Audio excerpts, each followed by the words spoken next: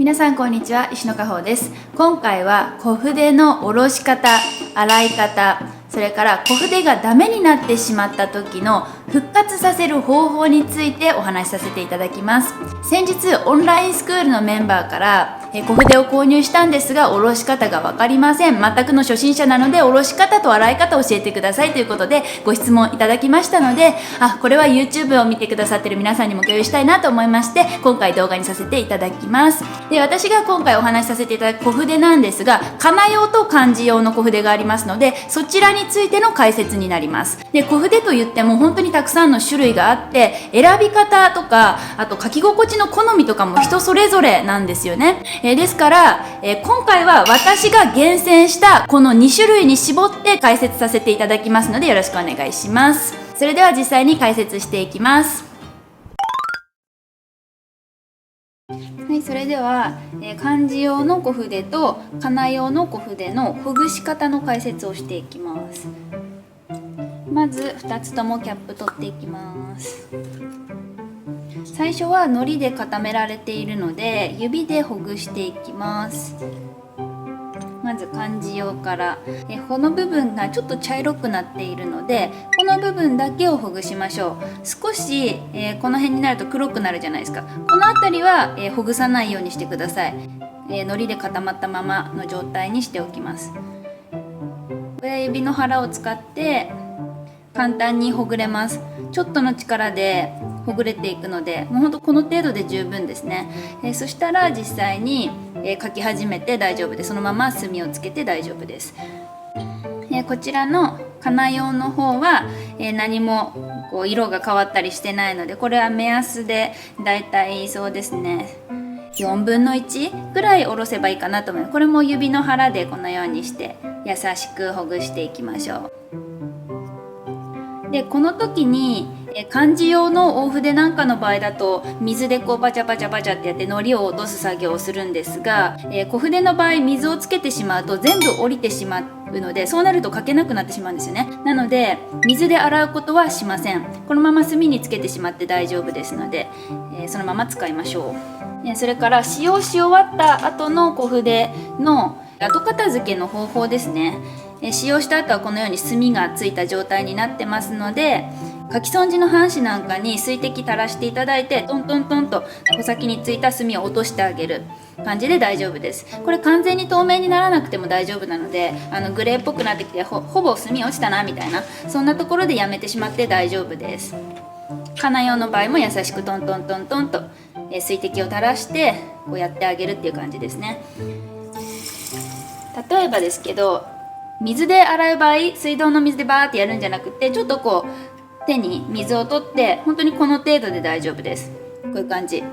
そしてポンポンポンって優しくやってあげて、で乾いたティッシュとかでこうブッといってこう拭いてあげれば、もうこんだけで OK。 あとは乾かしておいてください。で、あまり洗いすぎない、その真っ白になるまで洗おうとかって思わない方がいいですね。そうなると、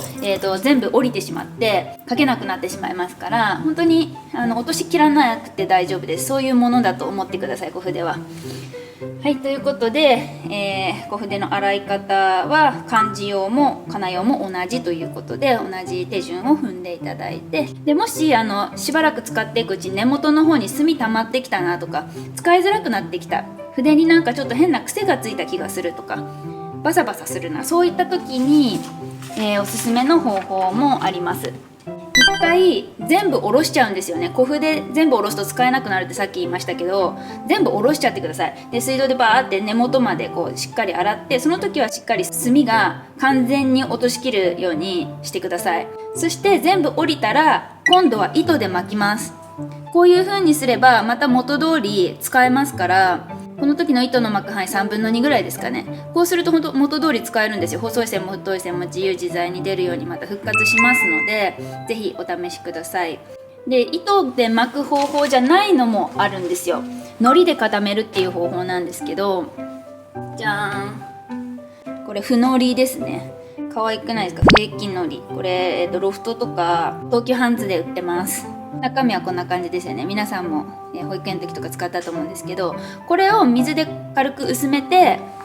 穂先にこう塗り込んであげる、根元の方も全部塗り込んであげるとまたこうやって新品のように固まるんですよね。でそうしたらまた穂先だけほぐして使うとかっていう方法もありますので、全部降りてしまった時は是非こういったことで試してみてください。小筆も消耗品なので、長く使い続けられる人でも3ヶ月だと思います。私の場合は2週間に1回ぐらい新しいのに取り替えてます。毎日書いて朝から晩まで書いてるって感じで、2週間に1回取り替えるので、1週間に1回しか書かないとかあんまり長時間書かないっていう人の場合は3ヶ月とか、長い方は4ヶ月5ヶ月持つ場合もあるかもしれないですね。そういった感じなので消耗品ということは頭に置いておいてください。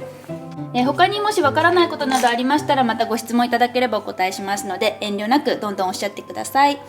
それでは、小筆の下ろし方と洗い方、復活方法の解説は以上になります。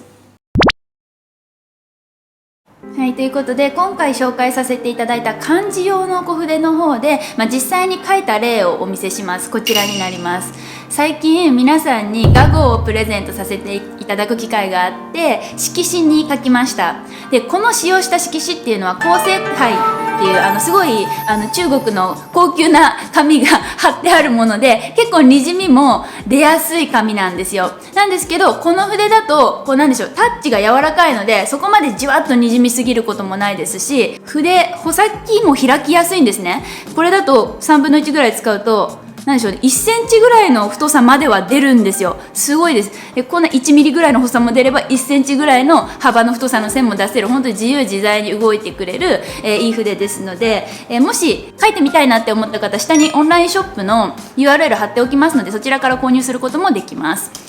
でちなみにこちらかな用の、これ私の子供の名前つけたんですよ。実はミサネって言うんですけどこのミサネっていう筆ではかなのこの張りのある線が得意なんですよね。なので、流動的に書くっていうのももちろんとても大切で、柔らかく書くっていうことも大事なんですけど、かなではその張りのある線だったりとか揺るぎない、なんでしょうね、隙のない線を書くことも結構大事だったりするんですね。でそのためには穂先の弾力っていうのもすごい重要なんです。そういった意味で私はこのミサネっていう筆を使用しているので、こちらもオンラインショップで購入することできますから、興味ある方はぜひ一度買ってみてください。というわけで小筆の紹介は以上になります。ぜひ皆さんも、参考になさってみてください。それではさようなら、バイバイ。